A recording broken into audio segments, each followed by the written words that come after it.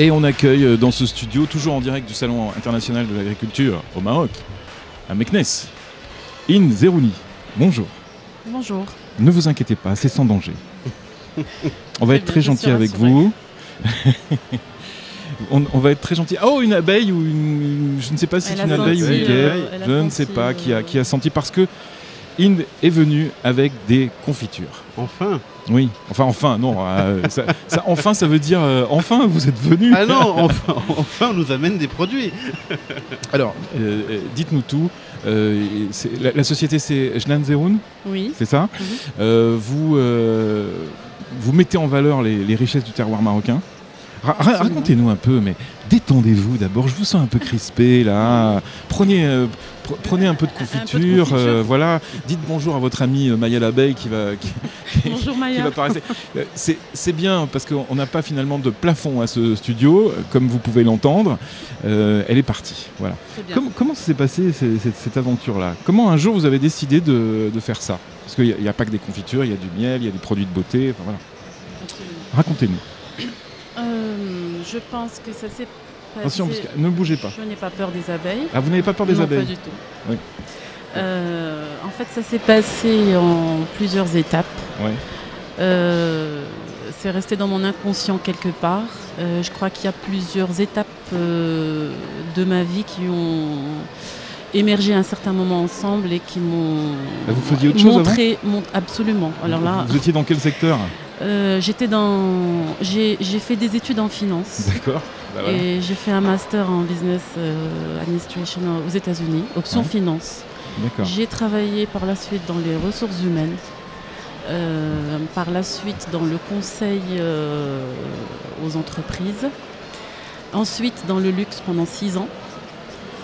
Mais tout ça, si ça m'a permis de savoir quelque chose, c'est de en fait me réorienter vers ma vraie voie et ma vraie vocation. Et un jour vous avez dit, comme dans la pub, merci patron, au revoir. Oui, ça serait trop long à expliquer, mais en fait, oui, on peut dire ça comme ça. Ça m'a permis en tout cas de savoir là où il fallait que je sois en fait. D'accord. Et là où il faut que vous soyez, c'est justement dans cette mise en valeur des produits. Vous avez commencé par quoi? Par rapport aux produits que je mets en valeur. Oui. En fait, ça a été quoi le déclic? On le sait, il y a une volonté quand même d'avoir, je suppose aussi, votre propre affaire et puis de développer quelque chose. Voilà, c'est de devenir entrepreneur. C'était ça peut-être le déclic. D'abord, le déclic, c'était cela. C'est mes expériences justement dans les entreprises qui m'ont convaincu que stop, il fallait que je sois à mon compte. Ensuite, je suis quelqu'un de passionné qui ne sait pas faire, qui ne sait pas exceller dans des choses il faut vraiment que je sois passionnée par la chose pour pouvoir y exceller. Et donc, je suis passionnée par... pour moi, c'est ça le vrai luxe. Ouais. C'est faire des choses manuelles, c'est de créer, c'est d'être proche de la nature. Bon, j'aurais voulu avoir proche des abeilles. Hein.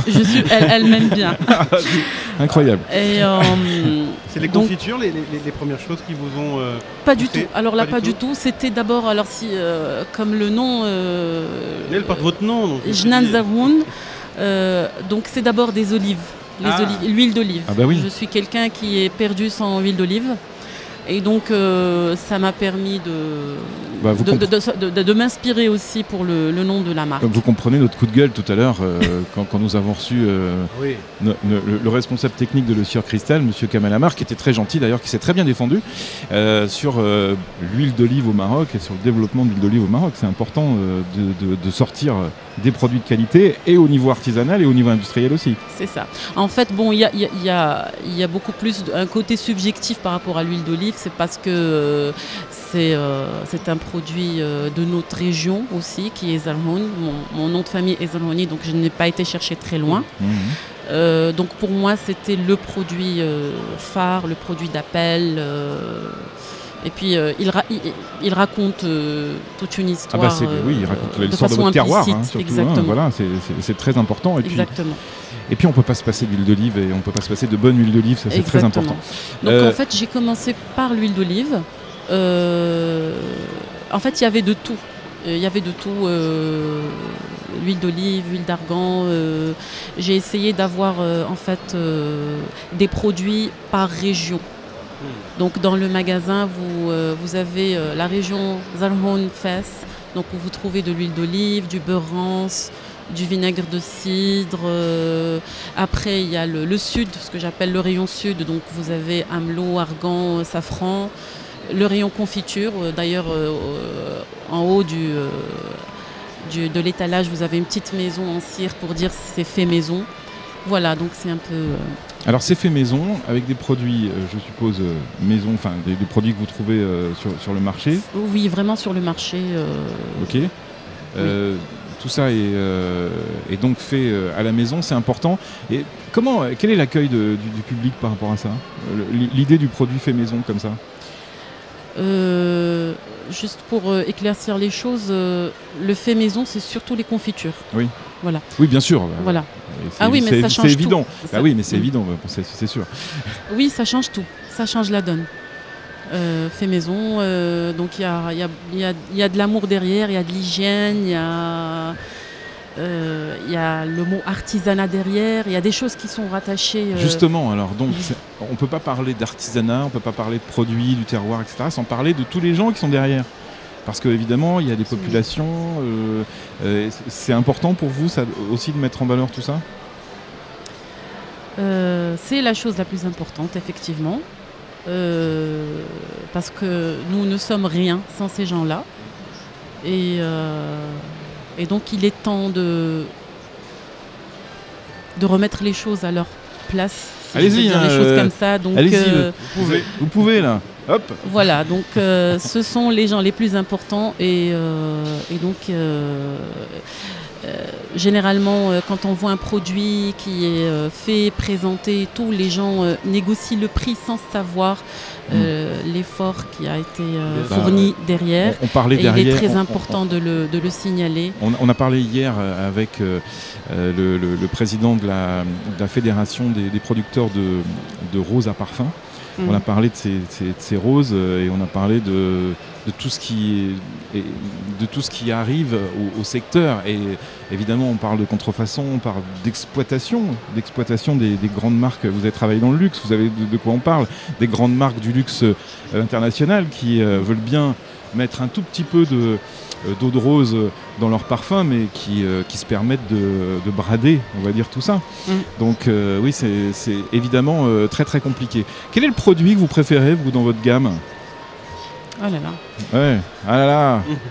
Allez-y. Ou quel est celui qu'on se demande le plus? Quel est le plus grand succès de votre boutique? C'est vraiment par saison.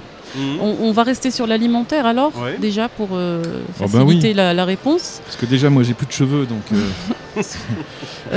franchement, c'est par saison.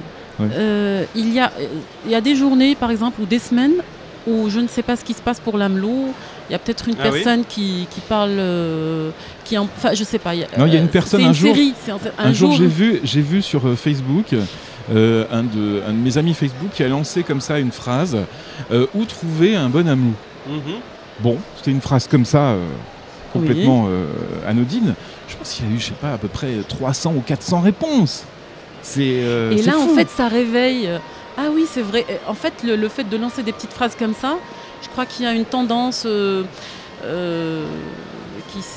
qui se produit, qui fait que les gens, voilà, ça leur donne envie. Il y a des envies qui sont un peu enfouies et donc on a parlé d'amelot, allez, on va le chercher.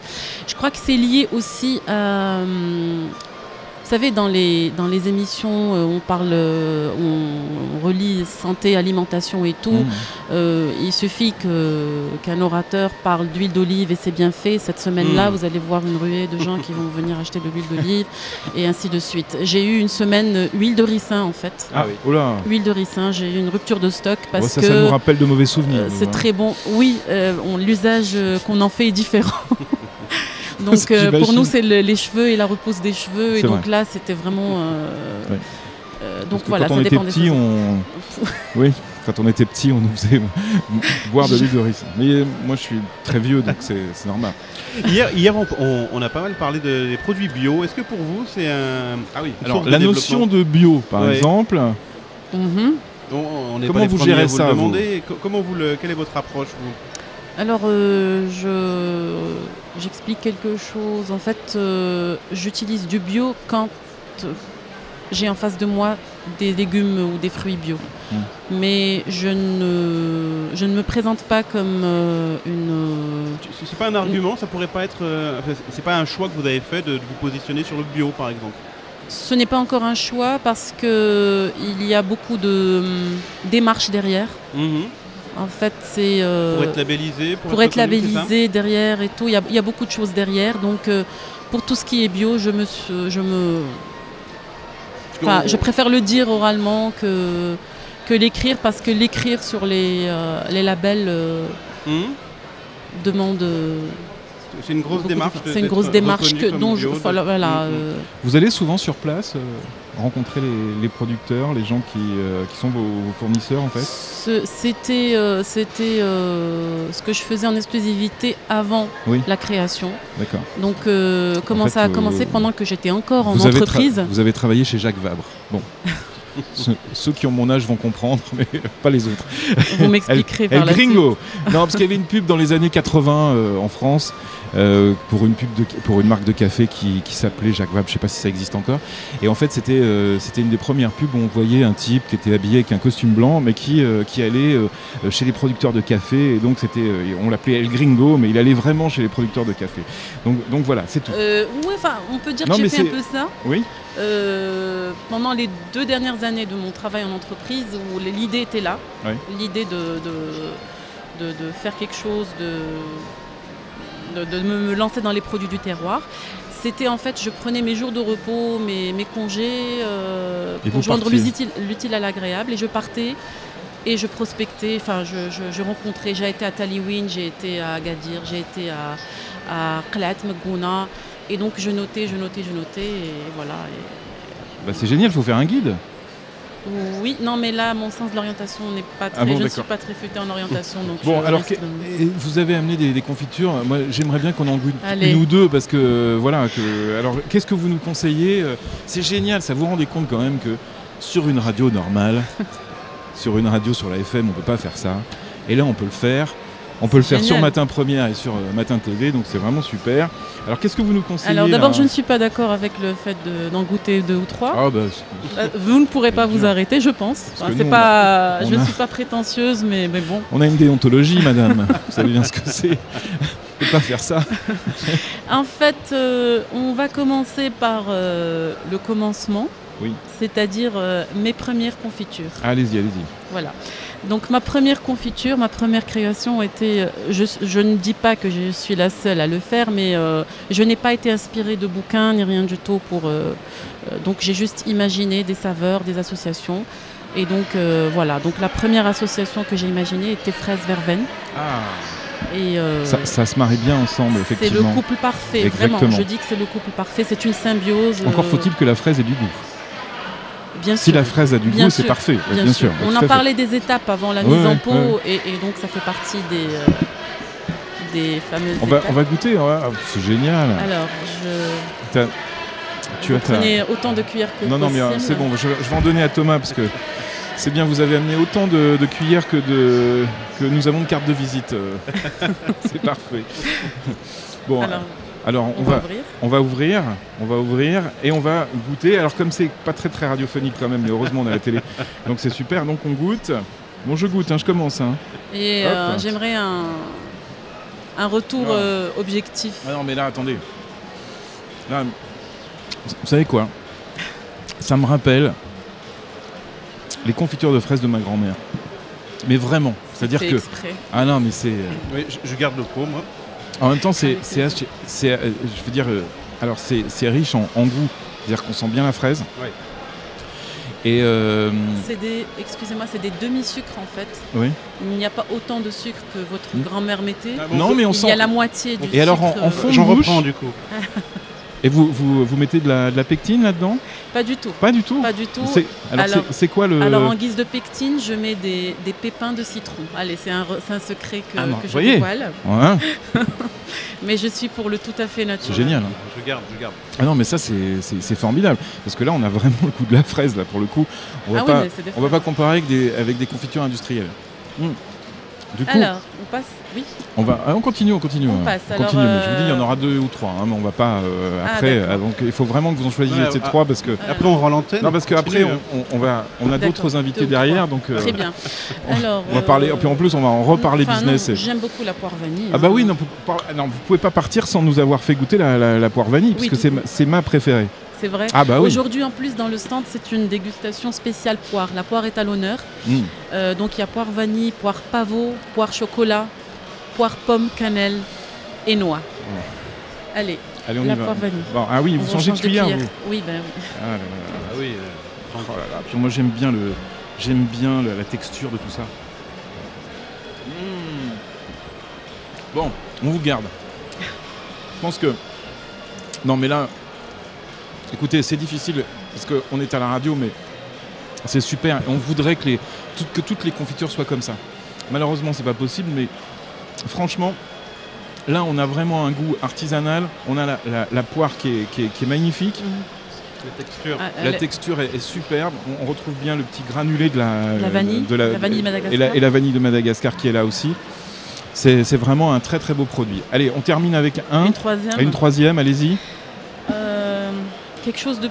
quelque chose peut-être de plus atypique, on va dire. Atypique. Alors, parmi les dernières créations, c'était une association ananas, citron et gingembre. Allez-y. Ça, c'est bien. Ça, c'est bon aussi pour les gens qui ont un petit mal de gorge. Alors, ceux qui... voilà. Rizlen Tazi, qui coordonne l'émission, vient de rentrer dans le studio pour nous dire « Bon, c'est bien sympa les gars, mais quand vous aurez fini de vous amuser... » Non, mais là, on est dans le atypique, mais... Ah mais c'est super. Ouais, c'est super. Allez, une dernière, la poire chocolat. Franchement... Poire chocolat ? Oui, la dernière. D'accord, on fait poire chocolat. Alors je vais dire quand même qu'on peut trouver votre boutique du côté de Casablanca, pour ceux qui nous écoutent et qui vont nous écouter en replay, qui vont aller sur SoundCloud et sur Facebook pour nous écouter, que votre boutique, elle se trouve où à Casa ? Alors à l'intérieur d'un centre qui s'appelle Riyad Anfa, mais c'est plus connu par Assima. Oui. Jajma. Assima, Jajma. D'accord, mais c'est fabuleux, il faut vraiment y aller, il faut aller voir Inzerouni parce que les produits sont super. Alors, on y va là ? Allez, la dernière. La dernière, parce que sinon on va se faire gronder. On va partir. La poire chocolat noir. Oh là là là là. Là, on est sur du chocolat là. Bon.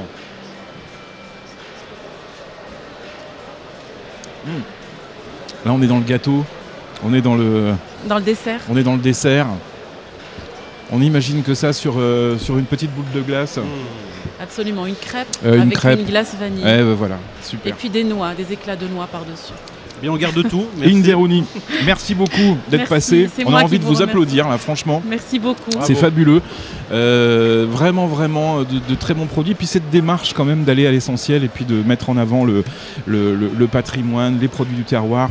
C'est vraiment une très très belle démarche et qui est en plus complètement dans l'air du temps. Je sais que vous ne l'avez pas fait pour ça, mais voilà, on a envie d'aller près de chez soi pour trouver tous ces produits. Et on le dit jamais assez, mais au Maroc, on a ça. Profitons-en.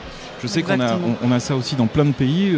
On est une radio sur le web, donc vous nous écoutez peut-être en France, aux États-Unis, en Allemagne, etc. Et on a ça, on a des producteurs super. On a aussi une chose qu'on n'a pas et des choses qui sont souvent présentes dans tous ces pays que je viens de citer, c'est les appellations d'origine contrôlée, les appellations d'origine protégée. Il faut absolument militer aussi pour avoir ça. On le disait hier avec la rose à parfum. Ça doit aussi être le cas pour des produits dont les noms sont un peu galvaudés actuellement. Donc il faut vraiment protéger tout ça. Merci Indy. Merci à très vous. bientôt. À très bientôt. On revient dans quelques minutes. Mais là, on va avoir du mal à se remettre des confitures. Merci. À tout de suite.